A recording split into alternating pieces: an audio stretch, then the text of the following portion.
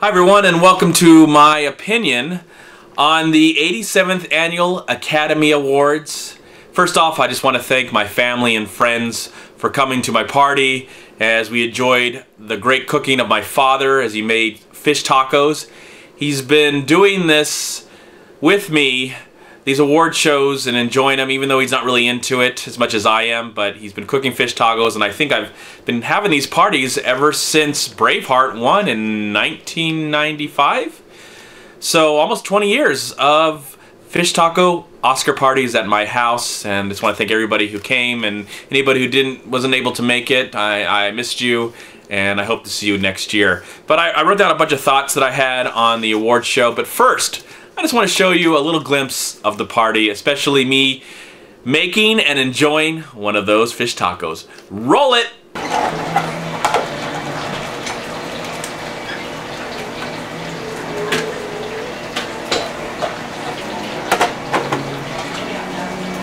Go get him, Chad. Let me step in front of you. Just gotta wash my hands. I gotta get in. Ooh, look at how beautiful that is. Nice and crispy. Fish. What kind of fish is this, Dad? Here we're having yellowtail, Awesome. sand bass, and tuna, yellowfin. Oh, nice. Get some All lime fish, on there. all fish caught in the last month or so. Some of it was a week ago. Cabbage, lettuce. Just fresh. So this is fresh. This is all fresh. What do you mean? Fresh. Super fresh. Super This fresh. is all fresh. Get out. Get out. It's fresh or get out. Got some onions. Some tomatoes. And just a little bit of salsa and sour cream because we're sharing.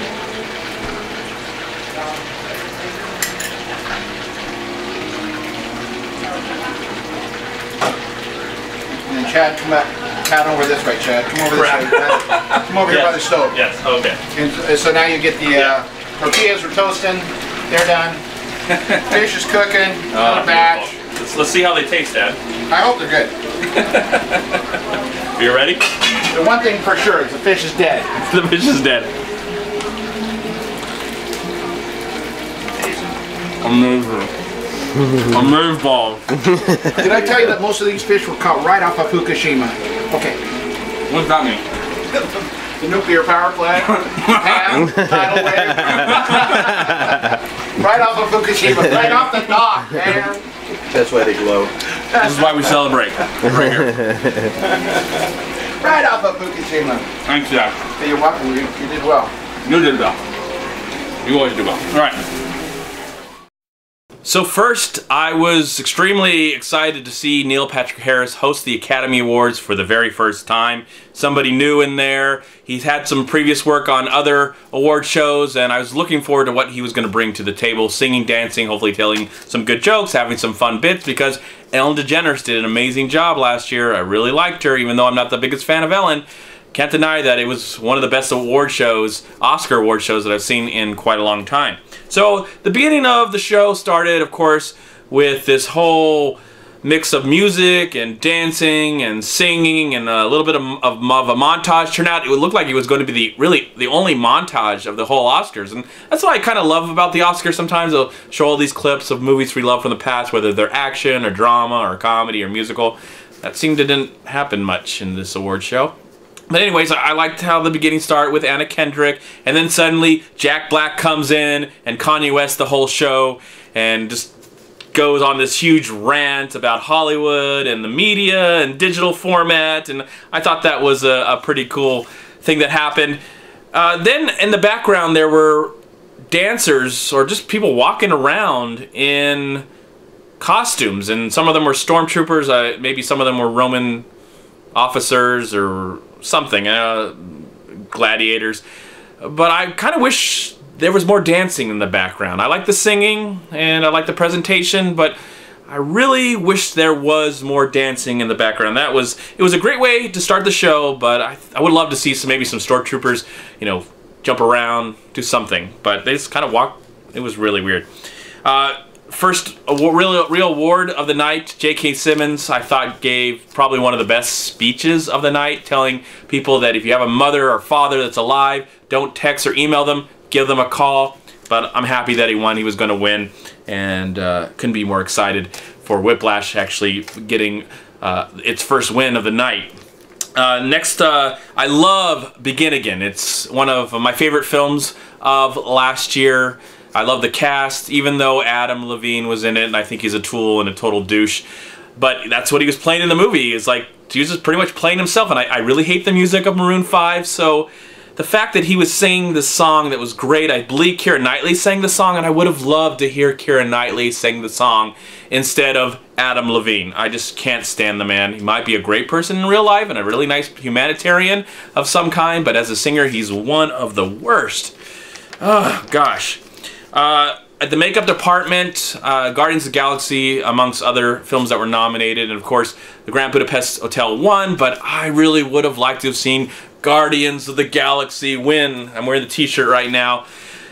It's just the makeup. I just love the way everybody looked, from Zoe Saldana to Michael Rooker, and just it's some of the best makeup I've ever seen. And of course, you know, Grand Budapest was great too as well, but I loved Guardians more in that department. I was happy that Ida, who I've seen 3 of the 5 films, 3 of the 5 films nominated. 3 of the 5 films nominated for Best Foreign Language Movie, and I was happy to see that Ida won. It's on Netflix right now. The movie is 1 hour and 21 minutes in black and white in full screen aspect ratio. Really unique, but they use it just like they did in the Grand Budapest Hotel. I recommend you check that out. It is, in my opinion, out of at least the 3 that I've seen, it is the best foreign language movie. And I like the director when he came out, the Polish director that came out, and he just kept on talking, even though the music was trying to stop him. He just kept on talking, and it was a great speech. There was this little bit after that, shortly after that, where Neil Patrick Harris came out and kind of started talking to the seat fillers, and then he talked to Steve Carell, and there was a slight little moment of humor as Steve Carell was excited about Edward Norton, and it could have been an amazing moment. It was okay. And then for me, even though when I'm excited for all the big winners near the end of the show, I do want to say my personal favorite part of the whole freaking show was when Tegan and Sarah, Will Arnett as Batman, and Lonely Island, and I believe the Roots came out and performed Everything is Awesome for the Lego Movie. It was incredible. The production value, the dancing, the singing, the Oscars made out of Legos. Best moment for me of the entire night. I would now like to see maybe Lonely Island and Will Arnett as Batman host the Academy Awards. That would be awesome! Let's see. This is actually the first time watching the award show and having the chance to see the short animated films and the short live action movies. I did not see the documentaries, but I was happy the Phone Call won for Best Live Action Short. It was my pick. I would have picked that. And I'm also happy that Disney won again for Feast, but I would have picked The Dam Keeper for Best Animated Film. In the honorable stuff, they had a side award where they say, hey, here's the another award show we had a few months ago for more awards, and it was great to see Harry Belafonte get an award, and Miyazaki, and Maureen O'Hara. I'm so happy that she's still alive, and they're awarding her an award. Another song, Tim McGraw sang the song to Glenn Campbell, I'll Be Me, and it was really nice having seen that film. It was really nice to see that song performed. I wish that it could be performed by Glenn Campbell. It's too bad for his situation, but it was nice to see his daughter and his wife there to enjoy the experience.